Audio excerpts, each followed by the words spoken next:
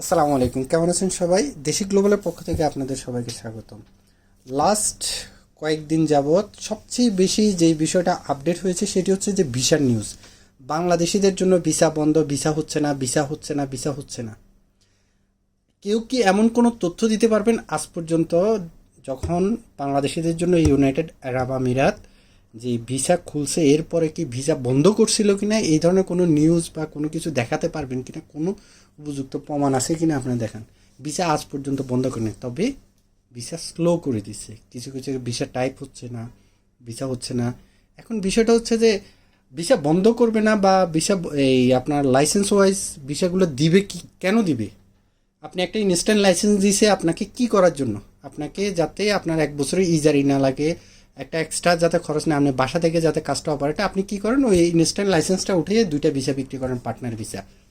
ঠিক আছে, এরপরের বছর আর এটা রিনিউ করেন না, ভিসা শেষ হয়েছে কোনো মতো ওয়াস্তা দিয়ে ক্যান্সেল করাই নিচ্ছেন। থার্ড, সেকেন্ড, এরপরে আপনি করতেছেন কি, একটা লাইসেন্স খুললেন, একটা ইজারি নিলেন, এরপরে 30 জন 20 জন এভাবে লোক আনে এদেরকে ছেড়ে দিচ্ছেন রাস্তাঘাটে। আপনার কি কোনো ধরনের অনুমোদন আছে? আপনি যে ম্যান পাওয়ার সাপ্লাই দেওয়ার জন্য আপনার কোনো লাইসেন্স আছে, লিগ্যাল লাইসেন্স আছে যে আপনাকে ম্যান পাওয়ার করতে পারবেন বা একজন মানুষ এনে সার্ভিসে দিতে পারবেন? এই ধরনের কোনো অ্যাক্টিভিটি আপনার কাছে আছে?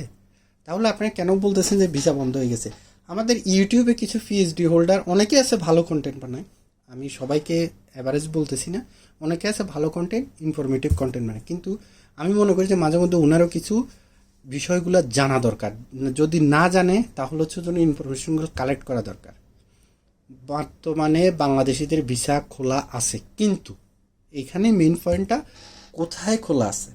আপনার যদি এক্স্যাক্টলি আপনার যদি ম্যান পাওয়ার লাইসেন্স থাকে, আপনার যদি ওই ধরনের ফ্যাসিলিটি থাকে, তাহলে ভিসা খোলা আছে, ভিসা আপনি করতে পারবেন। ইনসাইড বলেন, ভিজিট থেকে ভিসা, ক্যান্সেল থেকে ভিসা, তারপর হচ্ছে যে আপনার বাংলাদেশ থেকেও নিয়ে আসতে পারবেন। তবে সেটা আপনার লাইসেন্সের ক্যাটাগরি যে আপনি যদি গ্রুপ অফ কোম্পানি হয়ে থাকেন, আপনি যদি একটা ভিসার জন্য অ্যাপ্লাই করেন, আপনার যদি ভিসা রিফিউজ হয়, আমি আপনার জরিমানা দিব।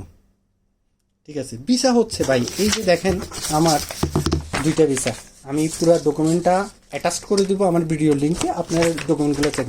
একটা 1 তারিখে, একটা 7 তারিখের, 2টা ভিসা।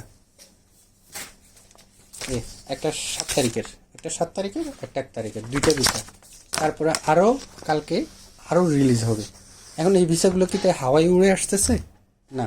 এখন আমি আপনাদেরকে আরেকটা যে জিনিসটা শেয়ার করি, সেটা হচ্ছে যে বিজনেস লাইসেন্স কতটা ইম্পর্টেন্ট।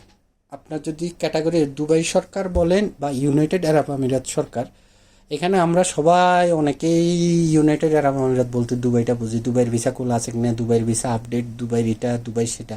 ভাই সারা ইউনাইটেড আরব আমিরাতটা দিয়ে হিসাব করেন না রে ভাই।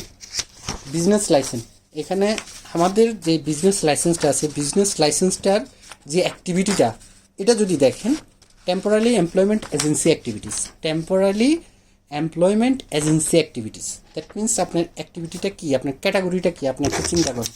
এরপরে আমাদের এখানে আরও অনেকগুলো ক্যাটাগরি আছে।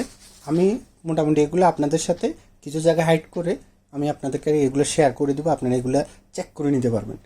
এখানে অন ডিমান্ড লেবার সাপ্লাই, ঠিক আছে, freelance visa, freelance service, that means যে শব্দগুলো আপনারা এতদিন শুনছেন সেগুলো এখানে কাগজে কলমে আছে।